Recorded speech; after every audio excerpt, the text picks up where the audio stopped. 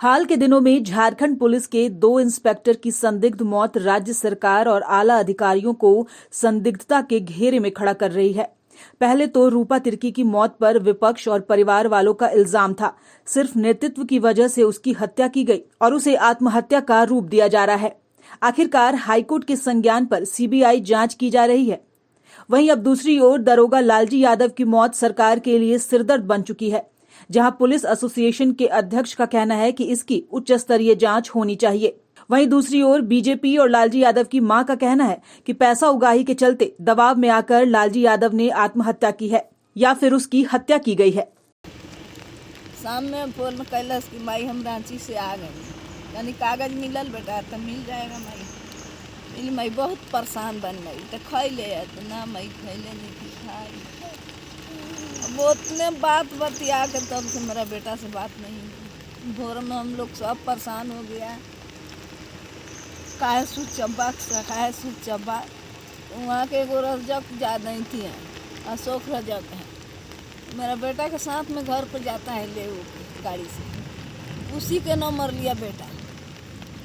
तो कहता कि ना सर था घर में नहीं है, संजीव जी हम बात कराते हैं। तो संजीव से बात वो करावे गई तो बाकी लड़का की बात कराओ, वो भी मोबाइल रख दिया। फिर हम लोग तगादा करके मोबाइल 2-3 बार फोन किए तो वह अशोक रजक बोला कि भैया आप चलिए, ऐसा ऐसा घटना।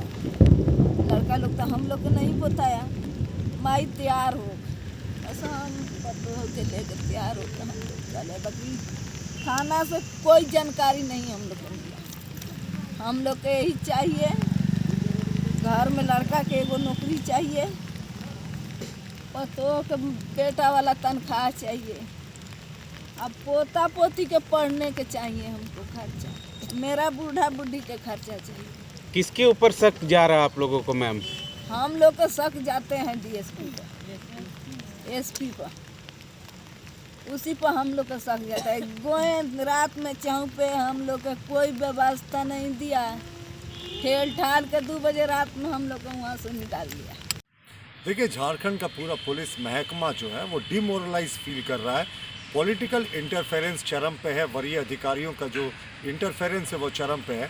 सबसे पहले रूपा तिर्की की हत्या कर दी जाती है और इस पूरे मामले को रफा दफा करने की कोशिश की जाती है, लेकिन हाईकोर्ट के आदेश के बाद सीबीआई जांच होता है। और रूपा तिर्की के परिजनों ने आरोप लगाया था कि सत्ता के शीर्ष में बैठे लोगों से रूपा तिर्की की हत्या के तार जुड़े हुए हैं, लेकिन अभी तक इस मामले में कोई प्रगति नहीं हुई। इसी तरीके से पलामू के जो पुलिस अफसर थे लालजी यादव, उनके परिजनों ने वहाँ के एसपी के ऊपर आरोप लगाया, डीटीओ के ऊपर आरोप लगाया कि वो प्रेशर देते थे। अवैध उगाही का महीना फिक्स था थाने का, इसके कारण वो जो यादव जी थे वो प्रेशर में थे और उन्होंने आत्महत्या की या हत्या हुई, इस पर भी बड़ा प्रश्न चिन्ह है।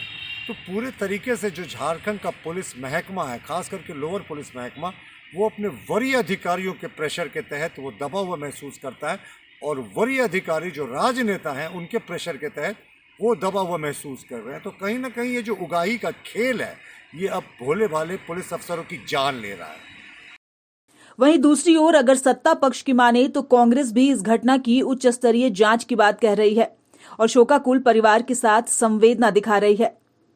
देखिए, विपक्ष के पास कोई इशू नहीं है फिजूल का आरोप लगाना। आपके पास ऐसा प्रमाण है तो बताना चाहिए उनको। एक जिम्मेदाराना जो भी इसका बयान आता है वो केवल इस तरह जिसको कहा जाए अपना लोकप्रियता हासिल करने के चक्कर में। भाई, जहाँ तक रूपा तिर्की का मामला है तो जांच चल ही रही है, सीबीआई जांच चल रही है उसमें, तो इसमें अभी किसी तरह का टिप्पणी करना बिल्कुल उचित नहीं है। और ये जो लालजी यादव का जो हुआ है, कहा जाए आत्महत्या किया से हुआ बोला जाता है, ये सचमुच में अगर कहा जाए तो मैं भी उसके साथ, मेरी भी व्यक्तिगत उसके साथ में जान पहचान थी। हम मैं अपने ही चिंता पड़ गई कैसे कैसे कर सकता है। तब है उसको भी सरकार तुरंत संज्ञान में लेते हुए सीआईडी जांच के लिए दे दिया है। जब जांच चल ही रहा है, जब तो जांच पर भरोसा रखना चाहिए और फिजूल का बिना प्रमाण का आप आरोप लगाना कहीं से भी, मैंने एक तरफ से कहा जाए कि बचपना वाला काम है। बहरहाल रूपा तिर्की और लालजी यादव की संदिग्ध मौत ने सिस्टम पर सवाल तो जरूर उठाया है और पुलिसकर्मी और परिजनों में इसका आक्रोश भी देखने को मिल रहा है। सीआईडी और सीबीआई जांच में क्या कुछ सामने निकल कर आता है, यह तो देखने वाली बात होगी। न्यूज विंग के लिए रांची से मनीष झा की report.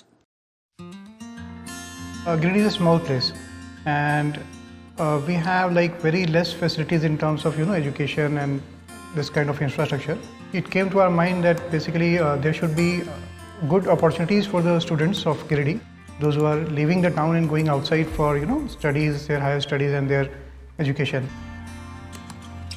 I wanted my son to start with the coding classes, so I researched it online. I got through all the reviews and everything. Then I got in touch with the White Hat representatives, and I was very happy with the progress and all how he was doing. So then I thought that why not to implement it in our school so that all the students are able to learn this thing. I started coding because we can make our thoughts real. We can interact with the computer. White Hat Junior is helping me to create a web browser. And I think on this part, White Hat is actually leading, on this coding platform. It is definitely a very good platform, and one should implement in every school.